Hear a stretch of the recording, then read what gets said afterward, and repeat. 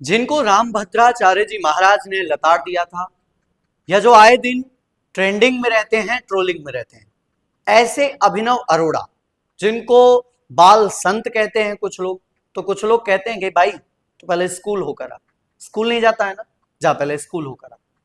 वहीं कुछ लोग उनको कहते हैं कि उनके माता पिता ने उनको एक धंधा के तौर पर बना दिया, यानी कि उनसे एक बिजनेस करवाते हैं बाल संत के नाम पर। वहीं उनका मानना है कि मैं स्कूल नहीं जाता, मैं गुरुकुल जाता हूं। हमारा भी आपसे एक प्रश्न है अभिनव अरोड़ा जी, अगर आप तक ये बात पहुंचे, और मैं सभी दर्शकों से एक ही आग्रह करूंगा कि उनको कमेंट बॉक्स में टैग जरूर कीजिएगा, ताकि उन तक ये वीडियो पहुंचे और उन्हें पता चले कि देश उनके बारे में क्या सोचता है।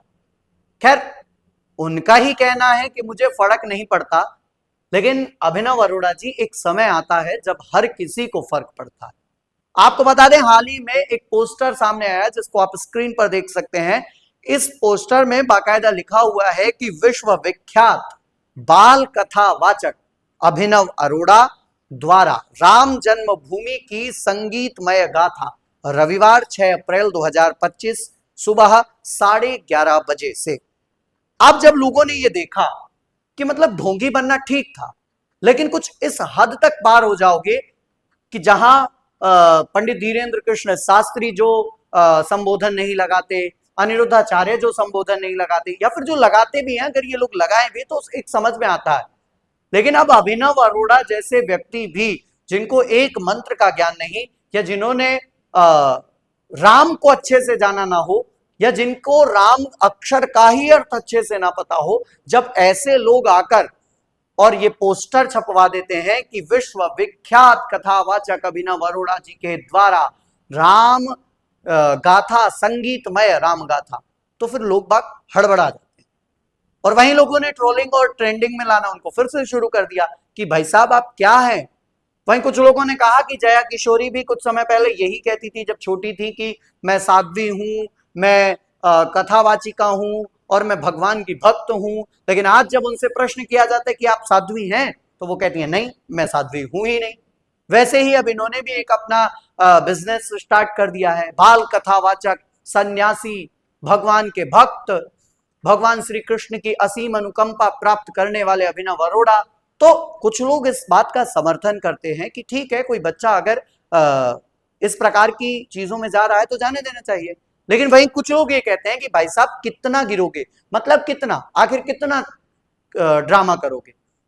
आपको रामभद्राचार्य जी महाराज ने लताड़ दिया, अभी भी आपके अंदर बुद्धि नहीं आई, या अभी भी और किसी संत से आप बेइज्जत होना चाहते हैं? खैर, ऐसा नहीं है। इनके अंदर बहुत सारी अच्छाइयां भी हैं, जैसे ये राधा राधा का कीर्तन करते रहते हैं, इनकी वाणी से बड़े लोग प्रसन्न होते हैं। और इस बार की होली में तो हमने देखा कि मुझे फर्क नहीं पड़ता, ये भी ट्रेंडिंग में रहा। तो इनकी बहुत सारी बातें ट्रेंडिंग में रहती हैं, लेकिन क्या इनको इस प्रकार की कथा या इस प्रकार का बाल व्यास बता देना, बाल कथावाचक बता देना, विश्व विख्यात बना देना, आपको नहीं लगता ये बहुत ज्यादा हो जाएगा, या इस प्रकार का नहीं होना चाहिए? ठीक है, एक उम्र के बाद आप कथा कर सकते हैं, आपके पास अनुभव होगा, आपके पास सारी चीजें होगी, लेकिन उससे पहले आप विश्व विख्यात बन रहे हैं तो कुछ ज्यादा नहीं हो रहा है? तो लोगों ने ट्रेंडिंग में ला दिया, और बहुत सारे लोग ने एक्स पर पोस्ट भी की कि भाई साहब ये विश्व विख्यात हैं, जरा इनको समझाइए, इनको टैग कीजिए, इनको बताइए कि अभी पहले आप स्कूल जाइए, पढ़कर आइए, अभी पढ़ने की उम्र है, तो अभी ये कथा वथा छोड़ दीजिए और स्कूल में पढ़ाई कीजिए। खैर, अभिनव अरोड़ा क्या है, कैसे हैं, कितने हैं, इतना नजदीकी से तो हम उन्हें नहीं जानते, लेकिन उनकी हरकतों से जो पिछले कुछ दिनों में सामने आई है, उससे यही पता चलता है कि कहीं ना कहीं उनकी गलतियां हो रही हैं, जिनको उन्हें समझना चाहिए और सुधारना भी चाहिए। खैर, आप क्या सोचते हैं अभिनव अरोड़ा को लेकर? क्या इस प्रकार के विश्व विख्यात अभिनव अरोड़ा की कथा आप भी कराएंगे अपने घर पर, हाँ या ना? इस प्रकार के कथावाचकों पर आपकी क्या प्रतिक्रिया है, हम जरूर चाहेंगे। तब तक ले दीजिए इजाजत, बहुत बहुत धन्यवाद।